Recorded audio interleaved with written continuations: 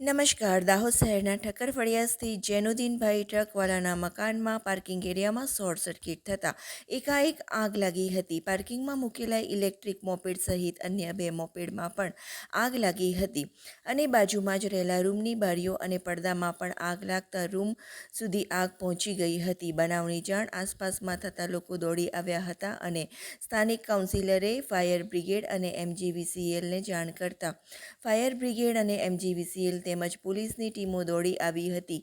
વીજ પુરવઠો બંધ કરી આગ ઉપર કાબૂ મેળવાયો હતો. આગમાં 3 જેટલા મોપેડ સાયકલ સહિત ઘર વખરીનો સામાન બળીને ખાખ થઈ ગયો હતો. સદનસીબે કોઈ જાનહાનિ કે ઈજા થવા પામી ન હતી. આગ લાગવાનું કારણ પ્રાથમિક દ્રષ્ટિએ પાર્કિંગમાં ઇલેક્ટ્રિક વ્હીકલ ચાર્જમાં મુકાયું હતું તે દરમિયાન બેટરી ફાટતા આગ લાગી હોવાની શક્યતાઓ સેવાઈ રહી છે. હાલ તો આગનું ચોક્કસ કારણ જાણી શકાયું નથી, પરંતુ ચાર્જિંગ સમયે શોર્ટ સર્કિટ લાગી હોવાની શંકાઓ સેવાઈ રહી છે.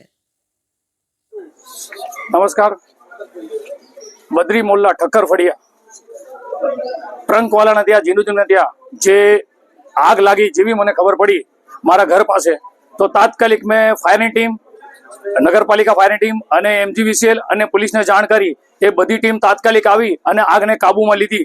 અને જોઈ શકો છો કે મારી ફાયરની ટીમ અહીંયા મારી જોડે છે અને સખત મહેનત કર્યા પછી આગને કાબૂમાં લીધી. શું લાગે છે, કઈ પ્રકારે આગ લાગી, કેટલું નુકસાન લાગ્યું? અહીંયા પ્રાથમિક જાણકારી મુજબ મેં અહીંયા આવ્યો પ્રેક્ટિકલી તો ત્યારે જોયું કે ભાઈ ઇલેક્ટ્રોનિક ગાડી હતી અને ચાર્જમાં મૂકી હતી.